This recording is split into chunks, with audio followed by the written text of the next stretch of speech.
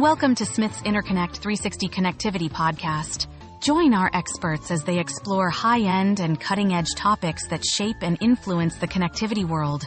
Enjoy this week's episode.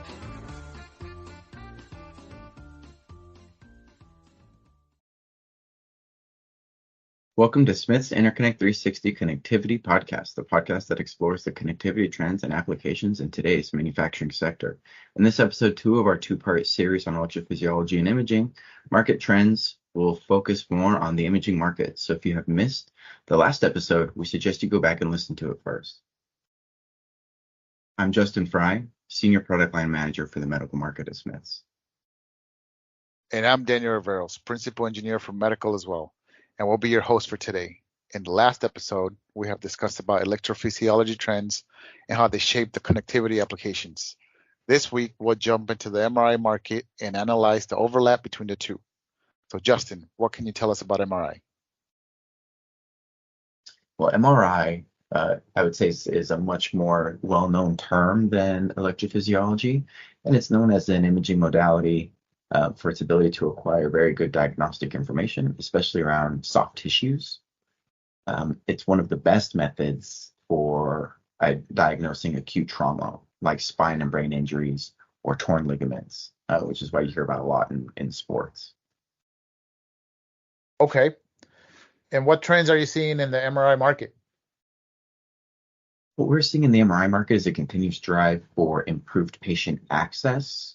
One of the challenges with MRI is that it's typically a bore or a big, if you look at an MRI system, it sort of looks like a giant donut, right? And you have to fit inside that in order to get an image, which creates challenges for things like claustrophobic patients, larger patients. So there's a drive that the newer machines are available that can accommodate patients of all shapes and sizes. Yeah, I can relate to that. And how does that impact the MRI system? What this is driven in the MRI market in terms of the system design or the design of that bore that I spoke about is what's called large bore systems. Pretty self-explanatory. They're making the bore larger so that a larger patient can fit, or so that a claustrophobic patient maybe doesn't feel quite so enclosed inside the system. We've also seen more what are called open bore systems, where the bore, instead of being a complete circle, it's more of a C shape. It's open on one side, which again just further enables the bore or the MRI system to be a little more patient inclusive. They also provide a little more flexibility in patient positioning, these open bore systems, because some of them come with beds that traverse, so they can move left to right in addition to back and forth into the system, so you can really get optimal positioning of the patient for a good image. Interesting. You mentioned that image quality is paramount when speaking about EP mapping and ICE imaging. I assume the same applies here? Yeah, you're exactly right, Daniel. A better image in all cases when we're talking about any imaging modality, be it ICE, EP mapping, a basic ultrasound, or in this case MRI, the more clear the image, the better the chance of a proper diagnosis and an effective treatment plan. Given the various types of tissues and areas in the body that we want an MRI to capture, these systems are becoming more diverse in the amount of magnetic power they use to help create better images. For instance, there are high field systems that are coming to market in the 4 to 5T range, and even super high field that are operating in the 7T range. And T basically just stands for Tesla, which is a measure of the strength of the magnetic field. The most common systems you'll see in the hospital are 1.5T and 3T. So you can imagine, 4, 5, and even 7T are much more powerful systems. Right. What benefit does the increased magnetic field provide? The primary benefit from a diagnostic standpoint is that you can get a much more detailed image faster. And if you were to look at let's say 1.5T MRI image versus a 7T MRI image, you don't have to be a radiologist to see how much more detailed it is. You can get a very vivid image, and you can get the image faster. I would say this doesn't come without some drawbacks. One of the drawbacks of the added power are the increased likelihood of picking up artifacts in the image, which is just the nature of the higher resolution, the more sensitive the system gets, the chances are for image artifacts that either need to be removed or just identified so that they're not thought of as actual part of the image. But also, the larger the system and the way these magnets are working, it does add both heat and noise to the system. And the heat can be challenging to manage, and the noise can let's say, make the patient feel a little less than comfortable. But it's not just high power systems that are coming to the market. We're also seeing lower power systems or lower field MRIs in the form of what's called high V MRI, which is just 0.55 Tesla. The key trade-off here is that you still get an image very fast and you get noticeably less artifacts because it doesn't have the same amount of power, but it will not be as detailed an image. And this is helpful for certain forms of tissue imaging. Now, I'd say the key advantages is that it reduces the use of helium in the system, as well as the lower field strength, providing the possibility, again, to image tissues that are more challenging with higher systems like pulmonary imaging. So it sounds like artifacts can cause some issues in diagnosis. How are they being handled? Yeah, that's a good question, Daniel. And traditionally you rely on the technician to get an image that has the least amount of artifacts possible, and the radiologist to identify and identify and disqualify those artifacts. What we're starting to see now are these MRI device makers are coming out with what they're calling deep learning, which is their term for AI, to help assist in the workflow here. And the AI is basically trained to quickly process the image and identify artifacts for the user. So it automates and streamlines a portion of that process. And that AI is helping to streamline the image acquisition time, again, because it can identify those artifacts. And it really helps enable a faster MRI, let's say, procedure, which again is something the patient is always going to be in favor of. And the oncologist or radiologist now can get a very good image as fast as possible. So it makes, I would say, the drive here from AI is to streamline the workflow, remove repetitive process steps, and really make the process and the procedure shorter for the patient, but also a better diagnosis and an easier job for the doctor. Okay. Are there any other trends you would like to highlight? Yeah, so I mentioned how a lower power system, the high V MRI, you can use potentially less helium than the higher power systems. And one of the reasons that is helium is basically the supercoolant of an MRI system. These magnets, with all the power they're generating, as they move around, they generate a lot of heat. And helium is what is used to manage that heat or reduce it. So what a lot of manufacturers are trying to work toward are what they call helium-free systems. And I say helium-free in air quotes because there isn't really a full helium-free. What helium-free really means is a significant reduction in the reliance on helium as a coolant. Again, as the magnets move, they generate a lot of heat. And these helium-free systems have been enabled, again, helium-free in quotes here, have been enabled due to innovations in how the magnets position themselves during use to greatly reduce how much heat is actually being generated by the system. And what this does, right, what this means for the hospital, but also for the device maker and for the patients, are the systems can become smaller, maybe a little less intimidating to look at.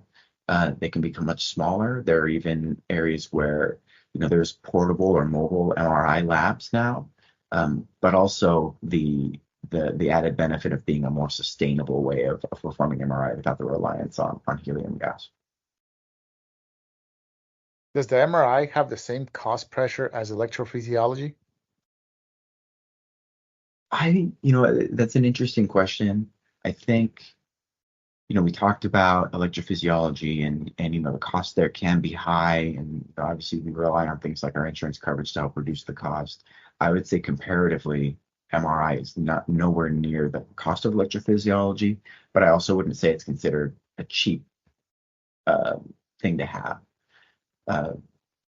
Part of the reason the MRI is far less expensive is because you're spending a lot less time in an MRI than you are in an electrophysiology lab. I mentioned an EP procedure can take upwards of 4, even 6 hours, depending on the complexity, where an MRI average, let's just say it's about 60 minutes or so. Also, an MRI procedure does not require things like disposable catheters that can add up as well. So you're not paying for those single-use disposable high-value advanced interconnects that are again being discarded after they're used. MRI is also aided by how durable it is. So they're designed to last for a very long time. And that means that the cost to purchase it, the cost to operate it, the cost to maintain it can be spread over as many procedures as you can get out of that piece of equipment, which sort of leads into, why do we continuously drive to improve, or let's say reduce the amount of time the patient spends in these procedures, whether it's electrophysiology or MRI. The less time they spend, it does translate directly to less cost for the patient, but also less cost for the hospital and doctor, but also more income for them as well, so that they can continue again driving the market forward. All of this for MRI really translates to, a typical MRI scan can be, just under $1,000 to just over $2,000. And again, when we talked about electrophysiology, we were talking about, 20,000 plus. Another nice thing about MRI is it's fairly well established and fairly mature. Compared to electrophysiology, which I would say is relatively immature in the market. Electrophysiology, mapping and ablation, a couple decades of innovation there. Let's say it was introduced, 2-3 decades ago in terms of being widely accepted as a treatment, whereas MRI has been around for much longer. So insurance companies are much more comfortable navigating the MRI landscape at this point. I would say as a manufacturer, right, we see the cost pressure driven by, like I said, the device makers trying to drive out as much cost as they can to make an MRI system a more accessible form of imaging for patients in need, which really, because an MRI is not typically something that can be moved around, you need more MRIs in more hospitals across the globe to achieve that. So does that mean that reducing cost is a key driver growth in the MRI market? I would say it's a pretty important driver for growth in the market globally. It doesn't take much research to learn how much it costs to purchase, install, and maintain an MRI system. They are expensive pieces of equipment. They're necessary, but they are expensive. So you can imagine, especially in places like third world countries or developing countries, that investments needed to install an MRI can sometimes be difficult to get. So cost accessibility is a key driver. There are larger investments in infrastructure, as well as public-private partnerships in developing countries, like in the Asia Pacific and in Latin American countries, as well as increasing healthcare tourism. Some countries actually, reach out to people for healthcare tourism, so they actually try to recruit people in need of healthcare to their countries. This is helping boost the demand for MRI, and it will continue to grow at a pretty steady rate as these new ways of funding for MRIs continue to grow. Very interesting. Are there other factors you must take into consideration when designing for the MRI market? Yeah, another factor that we need to consider is the diversity of MRI technicians who are actually operating the equipment. For instance, the MRI technician is putting the MRI coil on the portion of the body that's being scanned. They're plugging that coil into the system. They're also plugging that coil into the coil itself. So they're doing all the setup of a patient. And being a connector company, we have to think about how the connectors we design and the cables we design fit for users of all shapes and sizes. The demographics of MRI technicians continue to diversify. For instance, the balance between male and female is always changing, as well as what parts of the world they come from. So, there's no way to really pinpoint, who the majority of the next round or wave of MRI technicians is going to be. So we really need to make sure, and what we strive for are connector solutions that are inclusive, regardless of demographic. This creates a need for traditionally large and cumbersome connectors. So that, if anyone's had an MRI, or if somebody's in the field and has experience and has seen them, the connectors are traditionally pretty large. Let's say a 1 to 1.5 inch by 3 to 4 inches. So you can imagine grabbing it, maybe the size of a baseball, if you will, not round, but let's say like the size, if it's in your hand, similar to how a baseball will fit in your hand. And they can be kind of cumbersome. And then the cables and coils can be quite large as well. So again, we strive to think about ways to improve the technology to shrink those down to be much more usable. So what does it translate into when considering connectors in this market? Yeah, thank you. When we think about the MRI market, because it's durable, we think about it in terms of cost per therapy, which I think I mentioned a little bit earlier. Because the MRI is designed to last for a long time, we consider average cost per therapy, or the cost per image over the life of the equipment, when we consider how we design and the cost that we're trying to achieve. Both the MRI manufacturer and the hospital, understand how expensive an MRI system can be. So thinking about it in these terms definitely helps justify how the spending, right? Investing upfront to get an MRI into your hospital. The hospitals will see more value over time as newer and more advanced systems come to market, because they can get more uses and more diagnostic capability and faster patient turnover, meaning more patients per day in the system, which again just helps further justify spending the amount of money it takes to get an MRI installed. And that all, again, that does lead to cost pressures that we have to take into account when we think about materials, form factor, how many mate and demate cycles it can handle. Okay. So you mentioned the MRI as a durable equipment. Does that mean the connectors also need to be as durable? Yeah, that's quite important for, as you said, a durable piece of equipment. There's really no elements of the MRI procedure in terms of the equipment used that are intended to be non-durable, or let's say single use or limited use. That's all intended to be used for a long time. And again, it's because they are expensive, so they need to be used for a long time to help manage costs. The connectors and cables are no exception here. They need to, especially as, again, these systems that are more efficient, right? These higher power systems that can get patients through the MRI process faster, and this deep learning AI that helps streamline the process. This is all driving toward more patients through the procedure in a shorter amount of time.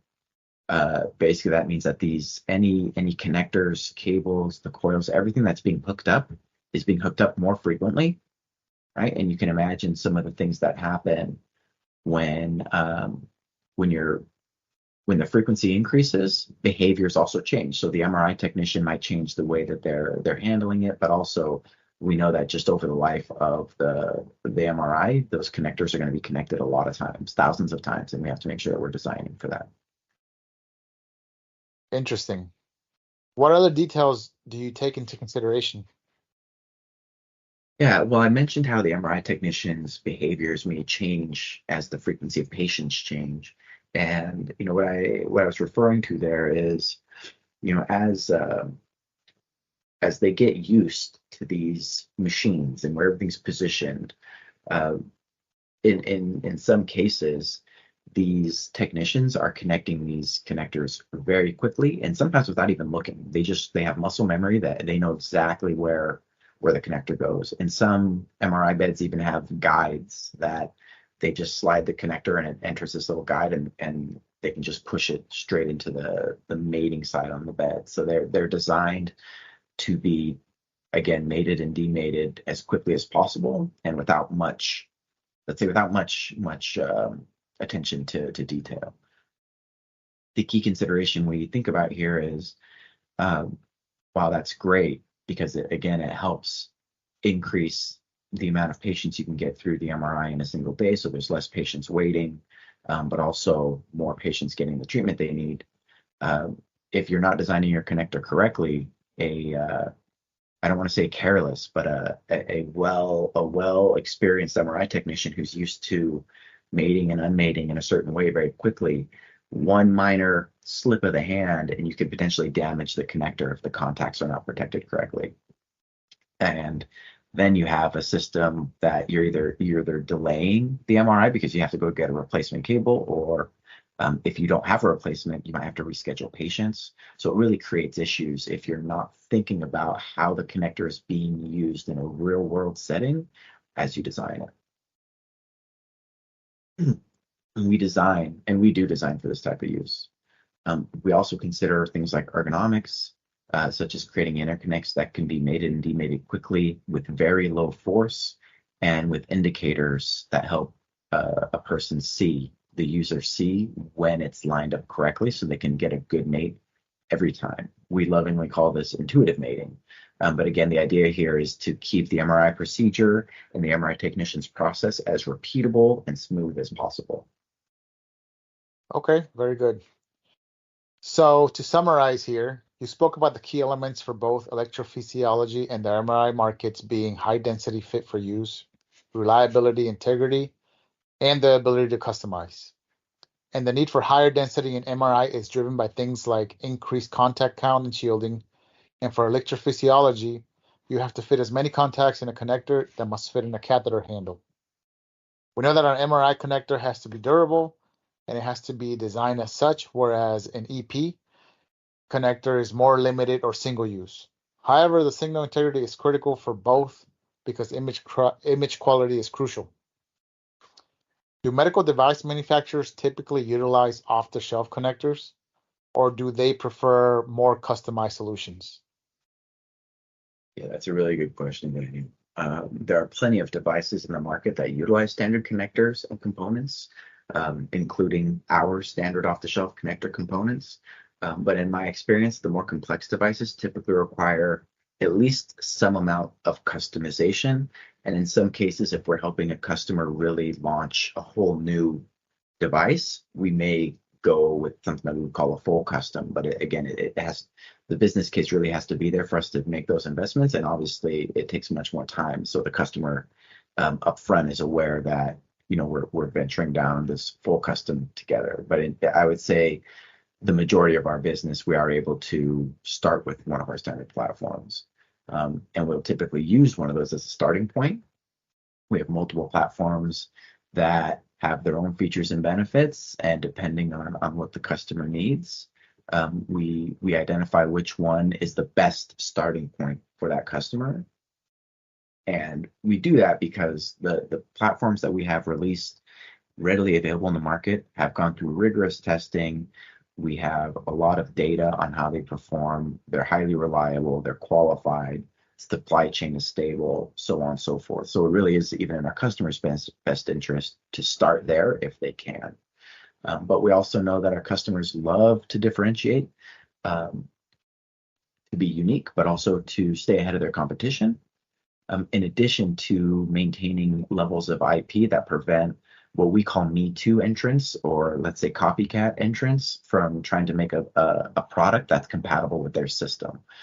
So we know the device makers are constantly managing that challenge between how easy is it to develop, how easy is it to procure, but also how easy is it to copy, and how can we keep some level of IP so that it's our product at the end of the day. Right. So do most customers decide to go with custom solutions? The ability to customize is very important. In many cases, the customer's requirements match with one of our standard products, features, and benefits. But it really depends on how complex their technical challenge is and what they're trying to accomplish. We can usually meet our customer needs with only very minor customizations to the existing product. For instance, the insulator that holds all the contacts, if we rearrange those, add some, remove some, rearrange them to allow for high voltage, or to create more space, to add more signal lines, create a higher density connector. That's all possible with a very minor change, because again, it's just one component of the connector that has to change versus changing something like the latch or the mating mechanisms. So I would say there's always a need for customization, not for every product, but we see a consistent need in the markets we work, right? So we don't always have to go custom, but there's always a place where we're going custom, if that makes sense. And for us at Smiths, we really strive to make sure that we're able to have our platforms be flexible enough that it reduces just how custom it has to be, because for what that translates to for our customers is less customization means less upfront cost for them, investment in customized tooling, customized designs, engineering, their own analysis. They have to perform their own testing, and we have to perform new testing if we go too far down the custom route. So if we're able to start with our standard platforms, we're really starting ahead of the game, or ahead of the 8 ball, if you will, in terms of the customer's project and plan. So while we welcome customizations, we do purposefully design flexible platforms that can help minimize the burden that comes with high levels of customizations. Then that benefits both us and our customers. This is great information. Thank you so much, Justin. Yes, thanks, Daniel. Appreciate it.